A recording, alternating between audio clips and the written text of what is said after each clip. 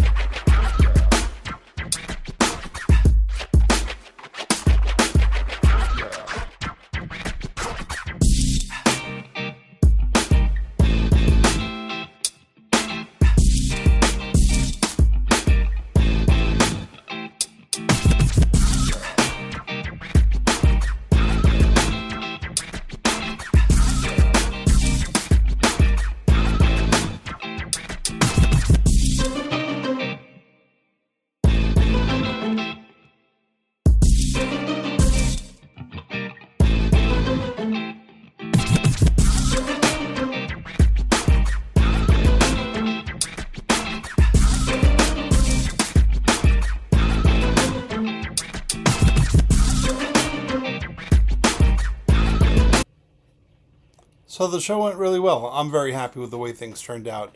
On the way up, I stopped at a few antique malls and thrift stores, which is where I started my day, finding a few interesting things, like this Mistletoe Magic on Palo Alto Jazz. This was a Japanese pressing. It's improvisational Christmas songs. Elvin Jones, Mal Waldron, a couple other people. I don't know if it's any good or not, but $5. Super clean Japanese press. I really can't pass it up. Should be good for at least one listen, I think, in about 3/4 of a year when the holiday comes around.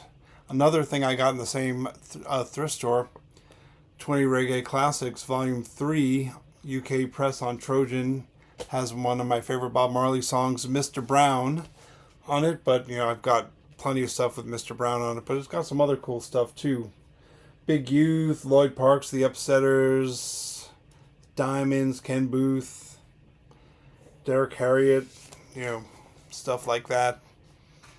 Cool one. I can't complain. $5. It's a no-brainer. What else did I find? Oh yeah. So one of the guys from the Orlando record show was there, and he had about 6 boxes full of primo blues records in great condition. Really, it's stuff you don't see every day. Made me very happy to find, because I could have dropped thousands at this guy's table, but thousands is not an option. But I did get this first press on Tradition, Autobiography in Blues.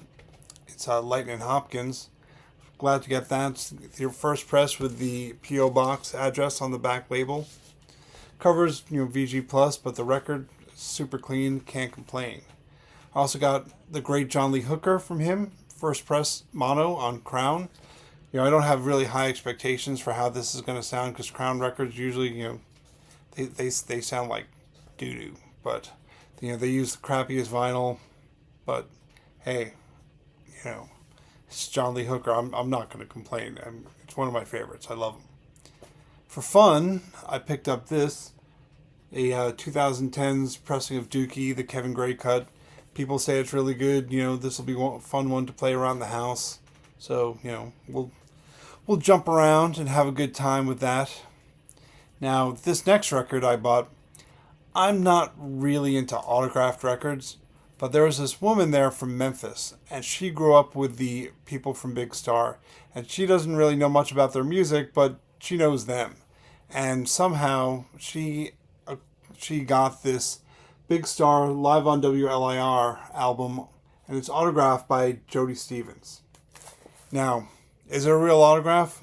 I would say yes, because, it's not like she's trying to sell me Paul McCartney's autograph and it's been faked 1,000 times. Sorry, Jody, I don't think anyone's faking your autograph on a record, but it's just super cool. I couldn't pass this up. I love Big Star. She had a bunch of unplayed Big Star 45 stock, which I was drooling a little bit over. I held some of them in my hand. They were super minty clean. She bought literally from Arden a box of them from a closet. Only in Memphis. And let's see. This is a weird one. Art Matthews. It's easy to remember. I have no idea what this is. But the Sidemen, it's got Archie Shepp and Dizzy Reese. Maybe it's good, maybe it's not. This guy, everything on his table was $5, regardless of what the price was. He was just blowing stuff out. So yeah, $5 on an Archie Shepp record, I can't say no. And also, being a cheapskate, I found this Mr. Chin Yellowman 12-inch on Jaw Guidance. It's a split with Rankin Toyin. Also, $5 it was on his table, super clean reggae 12-inch. Definitely not going to pass up that. And then there's this. This was the big gun. The Germs. Third press, 1983. It's got the gray labels with the gray labels with the slash logo behind it. Not the gray labels with the Warner Brothers logo, but even though it is a Warner Brothers record, it's still got the slash logo. And yeah. It's one I wanted for a long time. It's been very high on my list. There was another guy who had a copy there. First press. Very expensive. Way over market value. Way under the condition that I would find acceptable for a record like this. This record, the vinyl's super clean. Covers, it's Fiji Plus. It's got a little bit of problems, but it's fine. It's fine. It will do. It scratches the itch. I'm good for a long time. Until I find a first press, this is going to hold me, and it may hold me to the end. But,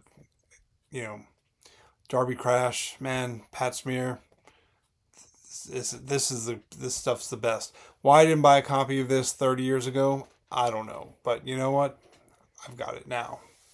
And then, funny enough, I brokered a deal for my friend Jefferson, and I took this home for him. I'm going to enjoy it for a few days.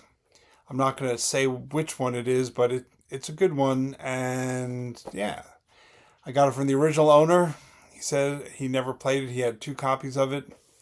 I know his store, so, if he's lying, I know where to find him.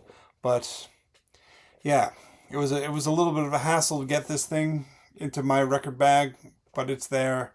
And I look forward to spending a few days listening to it. Maybe I'll do a shootout with some other copies of this record that I have. But yeah, that's what happened at the show. I spent a good amount of hours there, about 6 hours. I met some cool people. I met the people from Dead Wax up in St. Louis. They were really cool.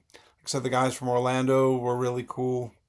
The guys next to Dead Wax were super cool. I was talking to this guy. He was friends with Stiv Bators and Cheetah Chrome and Johnny Thunders. And man, this guy has some great stories. And this seller from Nashville, who grew up with Big Star, she also had some great stuff. I love talking to the dealers at shows because they've always got interesting stories, And some of these people, they came from pretty far away. There were people who came down from Michigan to this show. And was it the best show? Not necessarily. There were a lot of dealers. There were a lot more CDs than I was, accustomed to seeing. There were a lot more 45s than I'm than I wanted to see. But some of the sellers, they came strong and they brought some goods. So yeah, I'm not complaining. Overall, it was a good show. It was a good way to spend my day off. It was just over 2 hour drive up there and a 2 hour drive back. So hey, I will call this day a success. I look forward to the next show, which is in August. That's the Birmingham Record Collectors Club. And yeah, we'll have another road trip soon. We'll have some more videos soon.